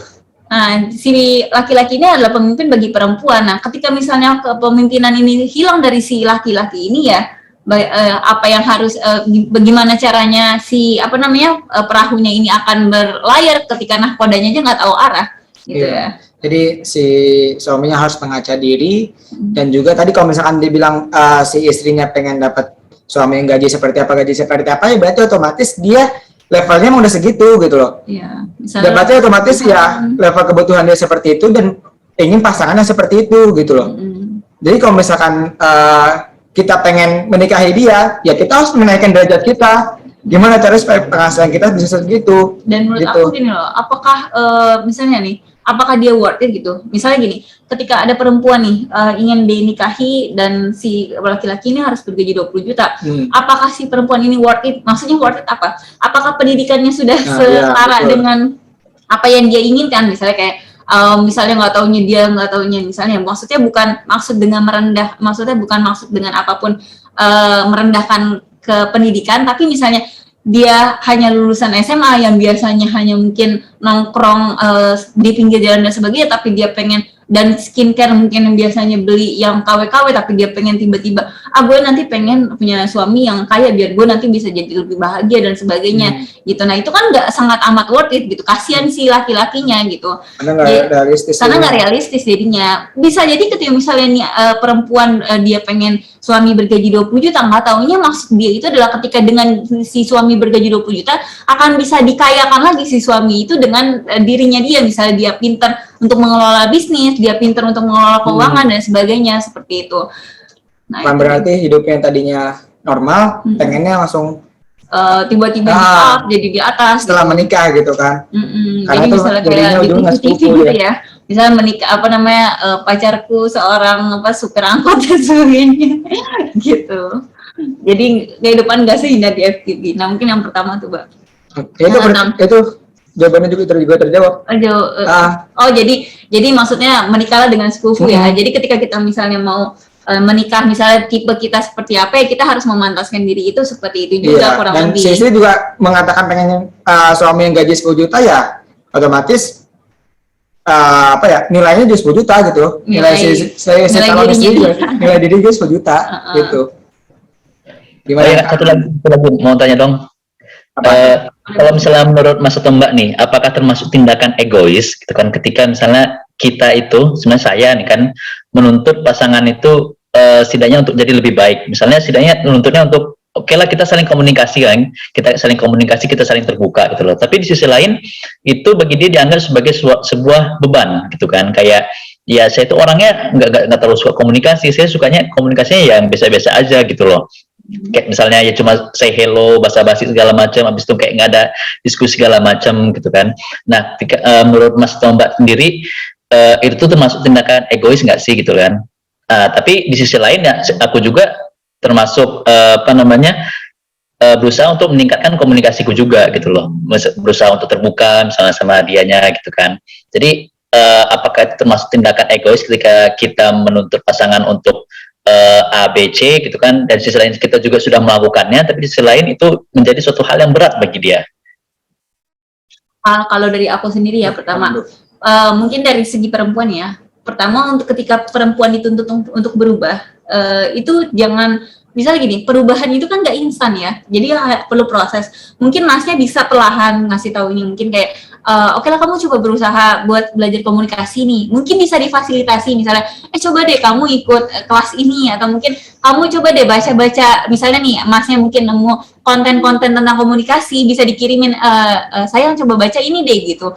Jadi kayak nggak hanya disuruh dan sebagainya, tapi mungkin difasilitasi juga. Dan yang tadi mungkin saya bilang di awal, perubahan itu nggak instan, jadi mungkin butuh proses. Jadi masnya juga mungkin perlu sabar, perlahan ngasih tahu. Jadi jangan marah-marah, misalnya oh udah gimana, udah belajarnya udah sampai mana, atau mungkin ada perkembangan nggak.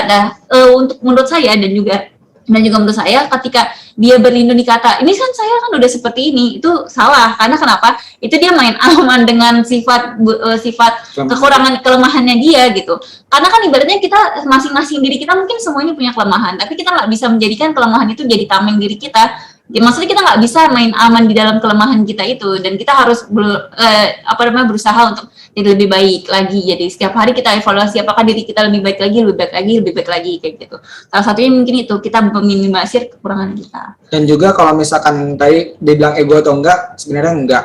Menurut Ani enggak, karena pernikahan itu adalah kunci komunikasi. Kalau enggak komunikasi pasti ada aja yang mispersepsi gitu. Dan baik lagi, tadi betul kata Nabila, lihat evaluasi kita. Kenapa si istri bisa nggak mau komunikasi ke kita? Egois, gitu. Apakah dari awal dia nggak mau komunikasi sama kita, atau ada satu titik ketika dia kecewa atau apa, akhirnya dia nggak mau komunikasi gitu. Nah, pas satu titik itu akhirnya coba, misalkan pas di komunikasi kita yang lagi kitanya fokus ke yang lain, atau kitanya cuma ya udahlah kamu harus kayak gini, yang ngebuat dia sakit hati dan akhirnya nggak mau komunikasi lagi. Itu kita bisa evaluasi diri sendiri untuk si suaminya.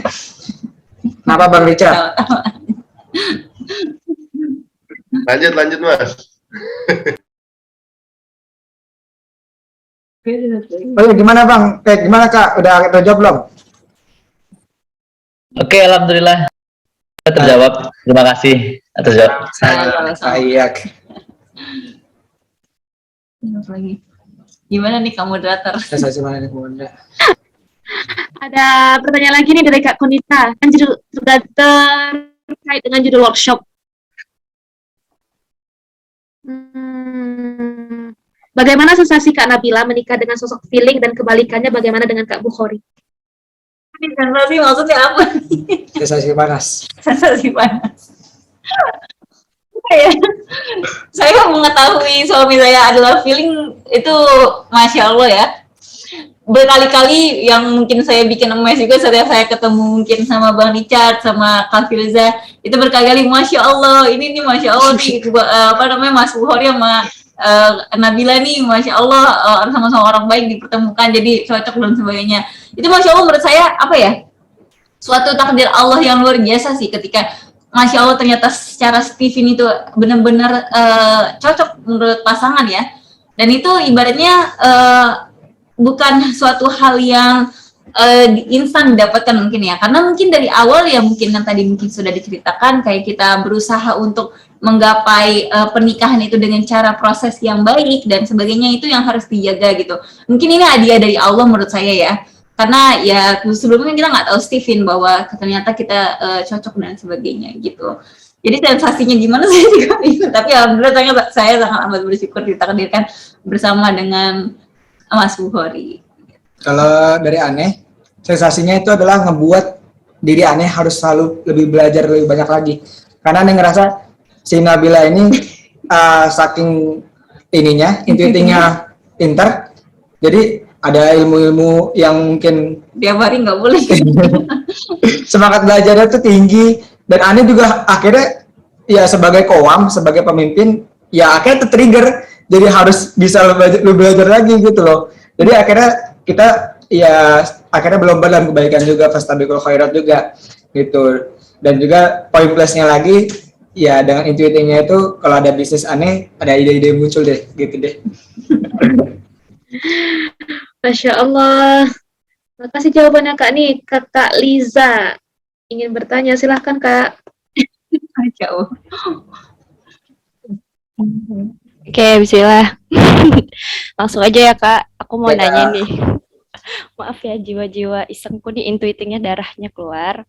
Mau nanya, gimana meyakinkan calon mertua nih? Kan dari tadi calon mertua terus nih ya. Aku mau nanya, gimana cara meyakinkan calon mertua untuk anaknya bisa dipoligami? Waduh, Gimana tuh, Kak? Wah, gila. ini Bang Richard ahlinya nih. Ini Bang Richard ahlinya nih. Silakan ikut WSL. Gimana Mbak kamu? Mungkin Kak Bukhari yang ahlinya bisa jawab. Meyakinkan mertua untuk bisa Orang tua. orang tua atau mertua? Orang Meyakinkan tua. mertua ya?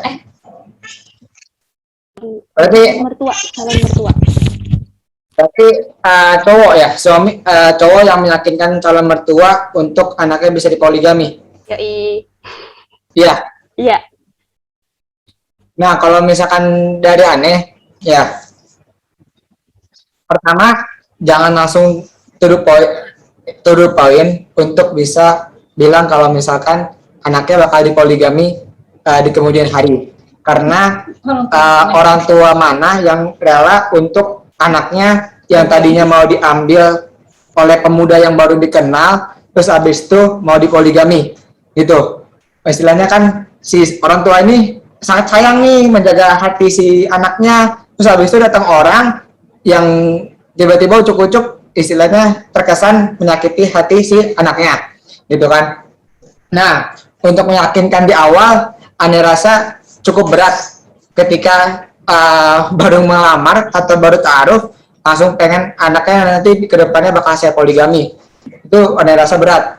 Nah, mungkin aneh nggak bisa jawab secara detail karena aneh belum pernah pengalaman tentang ini dan aneh juga kayak nggak kepikiran ke sana, gitu kan.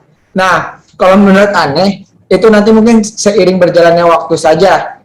Seiring berjalannya waktu ketika qadarullah memang harus poligami, misalkan dalam tanda kutip dikarenakan istrinya belum bisa memiliki anak dan istrinya sudah setuju, gitu, baru otomatis ya meyakinkan si mertua, gitu. Tapi kalau misalkan istrinya saja tidak setuju, ya bagaimana mau meyakinkan si mertuanya, gitu.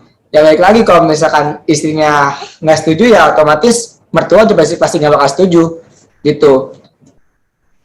Nggak pasti sih, tapi ya mungkin bisa jadi kalau misalnya mertuanya poligami juga, ya mungkin setujuin aja kali ya. Gitu. Nah, jadi ya baik lagi pasti ada faktor ya kenapa kamu mau poligami, gitu. Pasti istri itu bakal nanya, kamu mau poligami? Iya, kenapa? Kalau misalkan karena, oke, saya mau poligami sama si A karena ingin menyatukan keislaman di sana, misalkan gitu kan. Wah, ternyata niatnya mulia sekali, di sana masih banyak orang yang tidak mengerti Islam. Saya pengen mendakwahkan sana karena pengen saya pengen menikahi dia karena pengen mendakwahkan keluarga sana, misalkan gitu. Kan sangat mulia kan niatnya kan. Terus habis itu meyakinkan mertua, bagus dong, karena ingin melebarkan sayap dakwah, ya kan. Insya Allah itu akan lebih mudah untuk diterima oleh mertua dibanding kalau misalkan saya pengen mertua karena ya saya pengen apa ya, ya mungkin atas dasar puber kedua mungkin, atau atas dasar kurang puas sama istrinya, gitu kan. Ya itu kan asli auto ditolak dong, itu. Nah, mungkin itu aja sih menurut Ane. Dari si suaminya harus punya alasan yang kuat dulu kenapa dia mau poligami, gitu. Dan apakah sudah yakin si istrinya ini sudah memang sangat bahagia suaminya atau belum, gitu kan. Orang tua juga bisa, si mertua juga bisa menilai sendiri kebahagiaan si keluarganya kan. Seperti itu Kak. Ini Kakak jawab pertanyaannya ada-ada aja nih. Enggak. Saya biar seru. Oke, makasih Kak. Oh, namanya Enggak. Bukan karena aku tidak bisa. Kode Bukan poligami. Tidak kuat dengan poligami ya. Nggak kuat sama poligami. Nggak kuat aku. Sudah terjawab ya Kak Liza, insya Allah. Udah puas Kak. Insya Allah. Astagfirullahaladzim. Tapi penjelasannya Pak. Tapi kalau kata Kak Richard tuh ya Kak, harusnya istri mendukung karena itu ibadah. Pasti banyak hal-hal ibadah yang bisa kita Iya, dukung lainnya. siap. Makasih Kak. Masya Allah, penutup pertanyaannya. Ya Allah. Makasih banyak Kak Nabila, Kak Bukhari. Mungkin udah masuk ke apa sih pesan-pesan terakhir nih dari Kak Nabila sama Kak Bukhari untuk teman-teman yang semuanya. Oh, pesanannya. Pesanannya paling satu, itu aja. Ketika nanti sebelum menikah sampai setelah menikah, teruslah belajar. Teruslah belajar untuk memahami istri. Teruslah belajar untuk memecahkan masalah. Teruslah menguatkan keimanan dan ilmu. Karena tanpa keimanan itu sendiri, kita mudah banget untuk digoyahkan oleh setan. Dan setan itu paling senang buat kita nanti ke depannya bercerai. Gitu. Nah, bahkan pas pengen menikah aja, itu pasti ada tuh muncul tuh masalah-masalah, entah itu dengan orang tua kah, atau entah itu dengan mertua kah, atau entah itu nanti nggak yakin sama pasangannya. Itu pasti ada aja tuh bisikan-bisikan setan supaya kita nggak jadi nikah. Dan setelah menikah pun pasti ada aja masalah-masalah. Ibaratnya tuh kalau sebelum nikah aja setan yang ganggu 1.000, kalau setelah nikah bisa jadi 1 juta. Iya, betul. Dan sebenarnya ujian-ujian yang kita hadapi di pernikahan tersebut itu adalah salah satu jalan menuju kita mencapai ketakwaan itu sendiri. Karena kan niat kita adalah tadi awalnya adalah ibadah. Dengan kita menyelesaikan masalah-masalah setiap masalah keluarga itu akan mendekatkan kita pada ibadah itu tersendiri sebenarnya. Gitu. Jadi kita akan next level untuk menunjukkan ketakwaan itu. Itu. Makanya kalau misalkan menyelesaikan masalah itu dengan ilmu dan dengan keimanan, bukan hanya dengan emosi dan ego, perasaan, logika, ya nanti istilahnya bakal kandas nanti yang ada. Seperti itu tuh kalau misalnya dari pesanannya ya kesannya banyak kok yang baik-baiknya di pernikahan, banyak yang enak-enaknya juga. Ya mungkin tadi kita membicarakan tentang yang pahit-pahitnya, tapi setidaknya ya teman-teman harus tahu lah yang pahit-pahitnya. Betul, tadi kan kita udah jelasin ya, tidak hanya yang ubu-ubunya doang, tapi ada pahit-pahitnya juga. Yang itu aja deh sih dari aneh, dari kamu ada ya? Udah cukup, enakan lagi nangis.